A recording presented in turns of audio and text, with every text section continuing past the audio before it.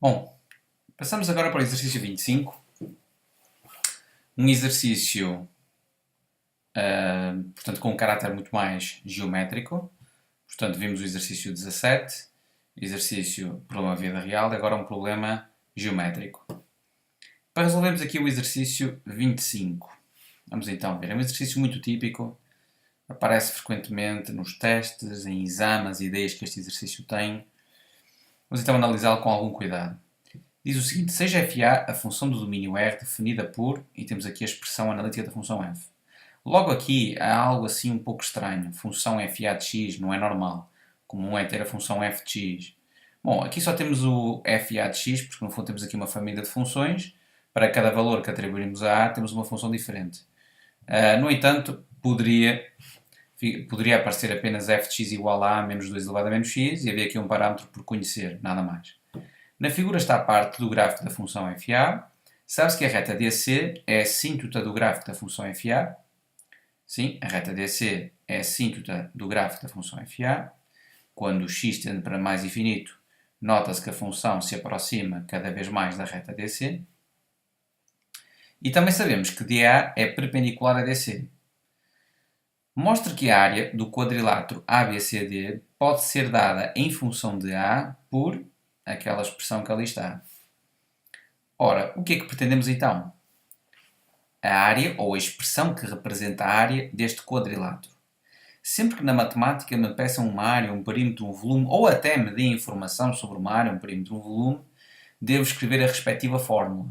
Portanto, a área desse quadrilátero, portanto, do ABCD, vai ser igual a quê? Esta figura é um trapézio. A fórmula da área é exatamente base maior mais base menor sobre 2 vezes a altura. Utilizando as letras da figura, a base maior, as bases do trapézio, atenção, são sempre os lados paralelos. Os lados paralelos aqui no quadrilátero são o DA e o CB. Portanto, a base maior será a distância que vai do D até ao A, mais a base menor é a distância que vai do B até ao C, tudo sobre 2. A altura é a distância que vai do D ao C, portanto a altura é sempre a distância entre as bases. Do D ao C. Ótimo. Como esta figura está no referencial, para nós conseguirmos então encontrar uma expressão que represente cada uma destas distâncias, devemos preocupar-nos com a obtenção das coordenadas dos vértices da figura. Se o fizermos, será sempre muito fácil obter a expressão que representa a área dela. Vamos começar então. Ponto A. O que é que nós sabemos sobre o ponto A? Sobre o ponto A, conhecemos a sua ordenada. Sabemos que é um ponto da forma x0. Claro que é um ponto da forma x0 e ainda sabemos uma outra coisa. Sabemos que é um ponto do gráfico da função f(a). Ora, se o ponto A é um ponto do gráfico da função f(a), sabemos que as suas coordenadas verificam aquela relação. Ora, todos os pontos do gráfico da função f(a) têm y igual a menos 2 elevado a menos o seu x. Como o ponto A é um ponto do gráfico da função, então sabemos que 0 será igual a menos 2 elevado a menos x. Vamos então resolver aqui esta equação. Ficamos com a igual a 2 elevado a menos x e que, portanto, menos x será igual ao logaritmo de 2 na base a. Não, peço desculpa, aqui um erro, de logaritmo de a na base 2, assim aqui é, porque temos aqui exponencial de base 2, passa para o outro lado a logaritmo de base 2, e portanto o x será igual a menos o logaritmo de a na base 2. Ou seja, o ponto A é então o ponto, portanto, aqui, então o ponto A é o ponto de coordenadas menos logaritmo de a na base 2, 0. Vamos passar agora para o ponto B. O ponto B também é um ponto do gráfico da função f(a), tem da abscissa 0, a ordenada que é desconhecida.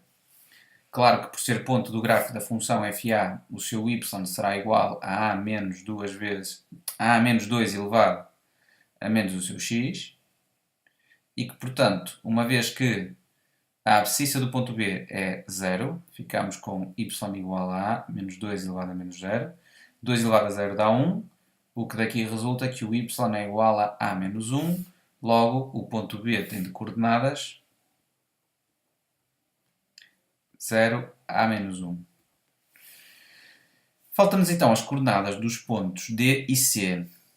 Sobre estes pontos, as abscissas nós conhecemos. A abscissa do C é 0 e a abscissa do D é a mesma que a abscissa do A. Agora, as ordenadas não. Será que podemos usar a função FA para determinar as suas ordenadas? Não podemos, porque os pontos D e C não fazem parte do gráfico da função FA. Os pontos D e C são pontos da reta que é a assíntota horizontal do gráfico da função FA. Ora, como é que eu vou então descobrir as ordenadas daqueles pontos D e C? Tentando descobrir a equação da reta DC. Se repararmos, de facto, o limite de f de x, quando x tende para mais infinito, de f de x, de f a x, quando x tende para mais infinito, este limite será um valor que é exatamente, esse valor corresponde exatamente à ordenada dos pontos D e C. Isto porque, à medida que x tende para mais infinito, as respectivas ordenadas desses pontos estão, ou as respectivas imagens desses objetos, são imagens cada vez mais próximas exatamente das ordenadas dos pontos D e C. Então é isso que eu vou fazer, vou calcular esse limite. Claro que isto já implica algum conhecimento de limites, mas não muito.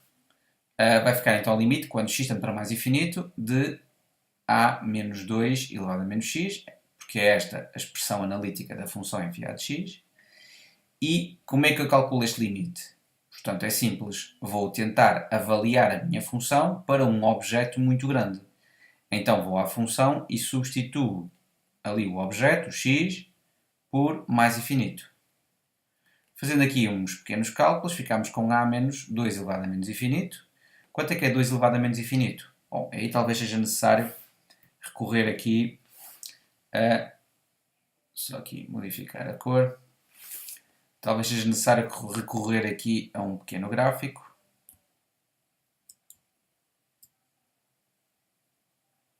Reparem que a função 2 elevado a x é uma função desta forma, a função exponencial de base 2.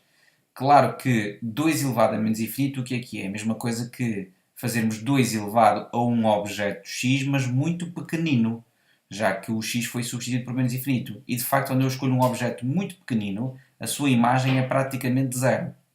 Portanto, este 2 elevado a menos infinito dá zero. Ficamos então com a menos zero, o que é a. Ora, o que eu descobri então é que a equação da reta DC é y igual a a, o que implica que as ordenadas do D e do C são exatamente a. Ora, ficamos então com o ponto C, que vai ser o ponto de coordenadas 0a, e com o ponto D, que vai ser o ponto de coordenadas menos logaritmo de a na base 2, a. Bom, como é que agora vamos determinar as distâncias de DA, de BC e de DC? Ora, temos que ter a certeza que estas distâncias representam números positivos, nunca negativos, que isto não faz sentido nenhum. Então, para termos a certeza que representam sempre números positivos, e independentemente da posição onde a figura está, se a figura está no primeiro quadrante, no segundo, terceiro ou no quarto quadrante, isso não importa, se fizermos sempre esta regra, nunca vamos ter uma expressão que represente um número negativo. Será sempre um número positivo. Como é que é? Ora, a distância de DA, que é uma distância vertical, será dada pela ordenada do D, porque é a ordenada do D, porque é o ponto que tem maior ordenada entre D e A, menos a ordenada do A. A ordenada de D é quanto? A ordenada do D é A, a ordenada do A é 0. Portanto, ficará A. Depois, A distância de B a C, mais uma vez é uma distância vertical, será a ordenada do C menos a ordenada do B. Ora, a ordenada do C é A, a ordenada do B é A menos 1. Atenção aqui à colocação dos parênteses. A menos A, portanto, vai dar 1. Ficamos então agora só com a distância de D a C, que neste caso é uma distância horizontal. Então será uma diferença entre abscissas. Será a abscissa do C, que é a maior abscissa, menos a abscissa do D. A abscissa de C menos a abscissa de D. A abscissa do C é 0, menos. A abscissa do D é menos logaritmo. Portanto, está aqui, menos logaritmo de A na base 2. Portanto, ficarão então logaritmo de A na base 2. Ok? Então já temos aqui as minhas distâncias. Portanto, é simples. Depois de termos as coordenadas dos vértices da figura, para acharmos as nossas distâncias verticais, fazemos sempre diferença entre ordenadas, maior ou menos menor. Distâncias horizontais, diferença entre abscissas. Claro que fica. A dúvida é, pois, e se a distância fosse oblíqua? Por exemplo, se eu quisesse a distância que ia de A a B. Bom, aí nesse caso, se eu quisesse a distância de A a B, teria que aplicar a fórmula da distância entre dois pontos que nós aprendemos no 10º ano, que é a raiz quadrada do x2 menos x1 ao quadrado mais y2 menos y1 ao quadrado. Ok? Usávamos as coordenadas dos pontos também, mas teria que ser por esta forma. O que não era neste caso, não tinha nenhuma distância oblíqua, portanto foi bem mais simples. Ora, sendo assim, a distância do D ao A é A, a distância do B ao C é 1 sobre 2, vezes a distância do D ao C é o logaritmo de A na base 2. Se olharmos para a expressão que temos e para a expressão onde temos que chegar, reparamos que há aqui algumas diferenças. Só este A menos 1 é que me parece estar de acordo com aquilo que eu tenho. Tenho aqui este A menos 1. A mais 1. Então ficamos com A mais 1. Vamos fazer aqui a multiplicação. A mais 1. Vezes o logaritmo de A na base 2. Tudo sobre 2. Bom, e olhando para o que queremos, pensamos, espera lá, nós não temos aqui nada a dividir por 2. Pois, isto porque, normalmente, quando um logaritmo está a ser dividido por um número, na verdade, está a ser multiplicado por um número. Esta divisão por 2 é a mesma coisa que multiplicar por 1 meio. E ao pensarmos dessa forma, conseguimos simplificar a expressão facilmente. Porque este 1 meio pode passar para expoente do A, ou seja, podemos ficar aqui com A mais 1 vezes o logaritmo na base 2 de A elevado ao meio. Portanto, este 1 meio pode passar para cima para expoente e fica A elevado ao meio, que é a mesma coisa que raiz de A.